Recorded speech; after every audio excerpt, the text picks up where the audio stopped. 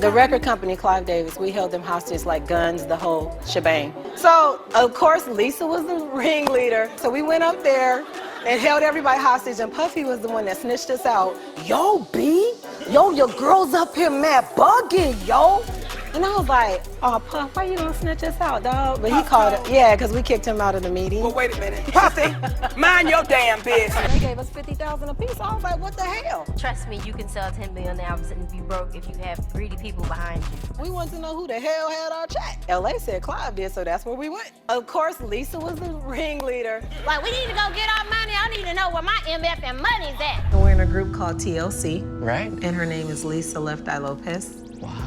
And she died in the middle of our last album that we were doing too, on top of everything else. God. So it was just a real tragic, like, it was hard. Where they said they once barged into Arista Records, interrupted a meeting with Diddy, and wouldn't leave till Clive ponied up more cash for their hit album.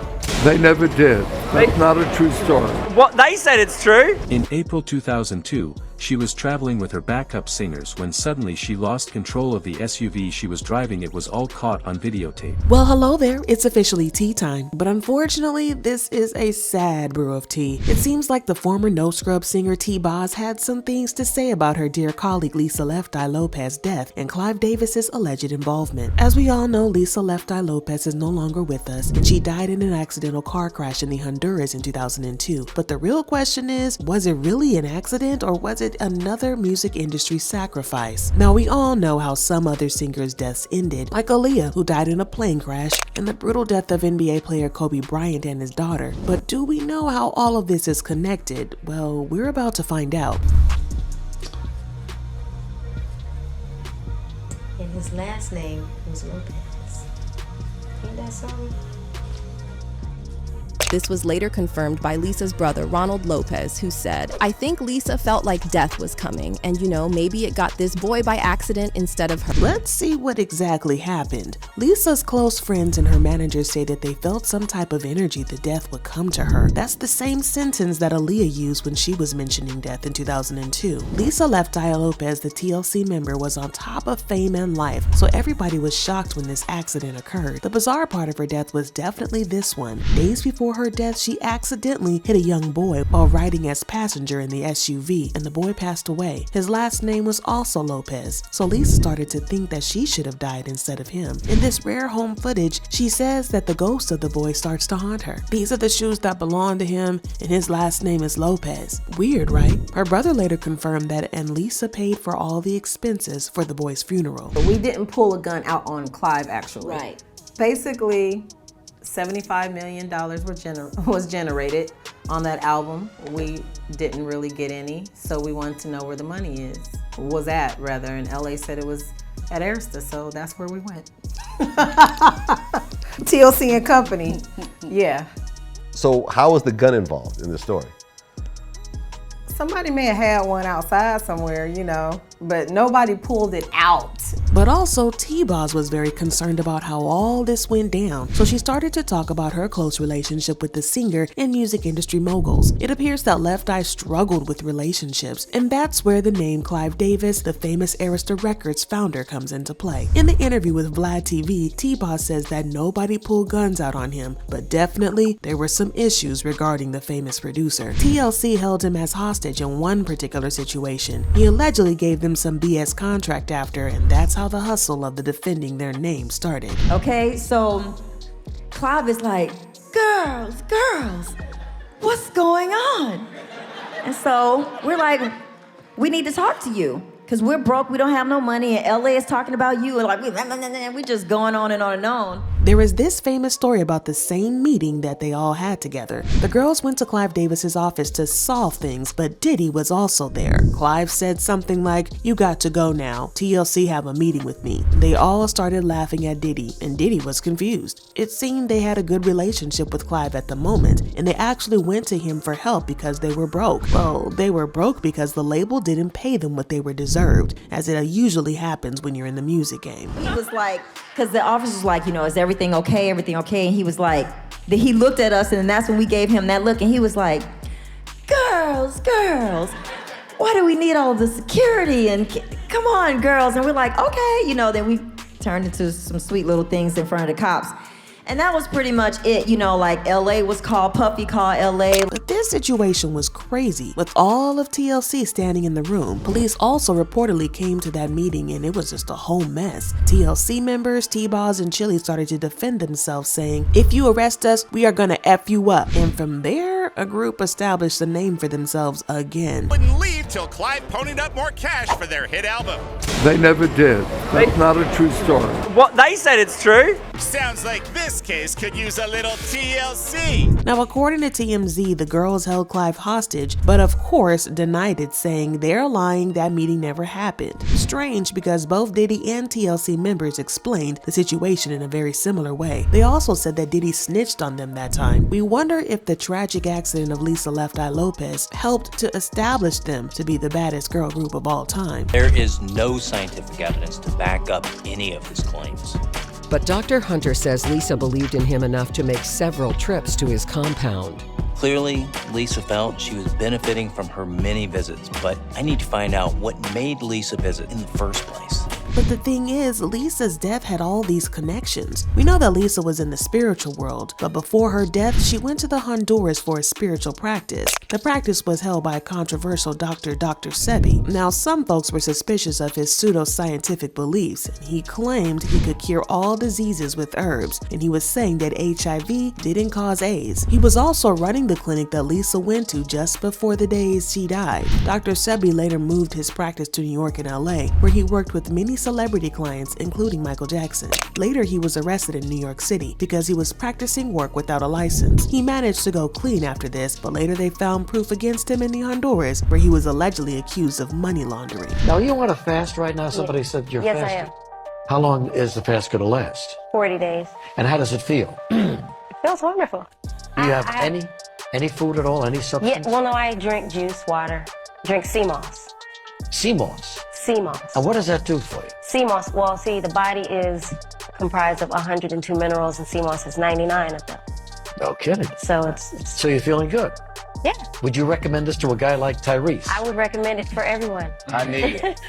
So the connection between spiritual practices and vices were often similar, so it's no wonder that Lisa had some drinking problems. Her escapism and spiritual things allegedly came from her vice of alcohol. Some of her friends say that she really changed when she was drinking. So passing the rehab and not knowing how to deal with all the struggles in her life, she went to Dr. Sebi's therapy. Hype Williams, who dominated the music scene during the late 90s and beyond, is set to help one of Lisa's Left Eye Lopez dreams finally become a reality.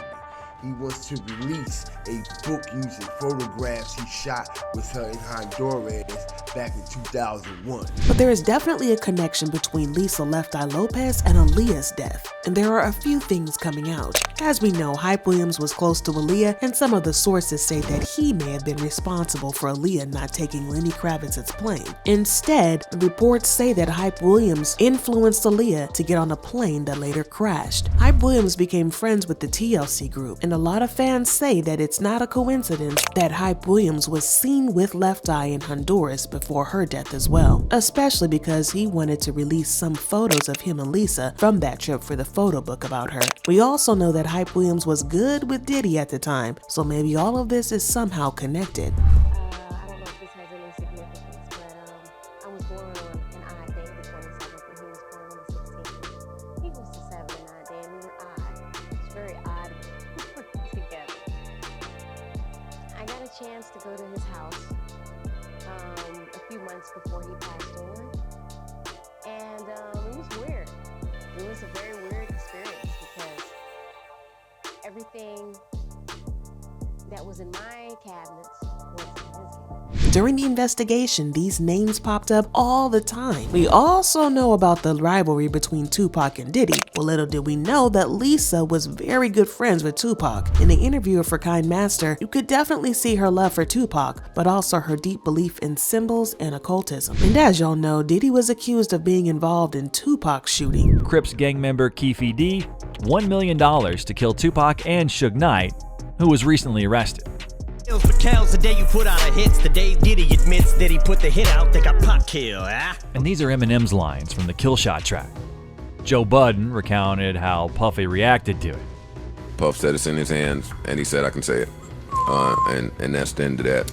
Have fun with that one. He said, there's nothing to say about it. It's in my hands. And he denies that, of course, and was very angry that accusations came from word of mouth. But rumors aside, this was never taken to the face of law, so it's possible that it's just speculation. The record company, Clive Davis, we held them hostage like guns, the whole shebang. So, of course, Lisa was the ringleader. So we went up there and held everybody hostage, and Puffy was the one that snitched us out. Yo, B, yo, your girl's up here mad bugging, yo. And I was like, oh, Puff, why you gonna snitch us out, dog? But he called it, yeah, because we kicked him out of the meeting. Well, wait a minute. Puffy, mind your damn business. The weird thing about all of this is that T-Boz said that Lisa Left Eye Lopez was behind the alleged ambush on Clive Davis. She apparently masterminded the whole situation to hold him as hostage and demand the royalty money he owed them. One fan said she probably knew she was having problems with her label, and that break she took was to enjoy her last days. Kanye recently spoke about how Hollywood elites will often stage a celebrity death to make it look like they unalived themselves, and fans are now saying that this is exactly what happened to Whitney. See, just hours after Whitney was discovered in her hotel room bathtub, her longtime mentor Clive Davis held a pre-Grammy party in the same hotel, and he allegedly knew that Whitney's body was still in the building. There is one more coincidence connected to Clive Davis. According to multiple industry sources, including heavyweights like Kanye West, Clive allegedly had something to do with Whitney Houston's death, and it just seems like this keeps popping up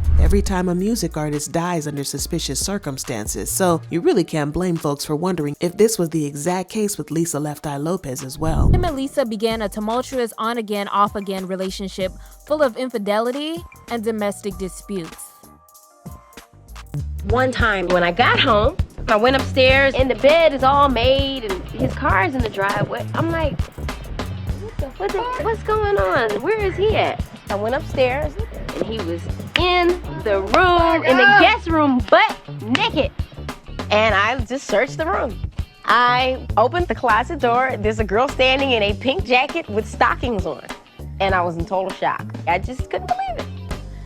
Man, there were so many problems in our relationship. Now, Lisa's relationship with Andre Ricin is also something we need to mention. They had a crazy relationship in which allegedly Lisa set his house on fire. She herself said that their relationship had so many problems. In the end, they ended up in court because he sued her for setting his house on fire. After that, she ended up in rehab and was sentenced to probation. Lisa started writing at rehab and she was still hungry for Andre's attention. She even allegedly made cuts on her arms. So it was no wonder that after that, her life story went sideways. And I think people saw that as like outlandish, like, oh, she's, you know.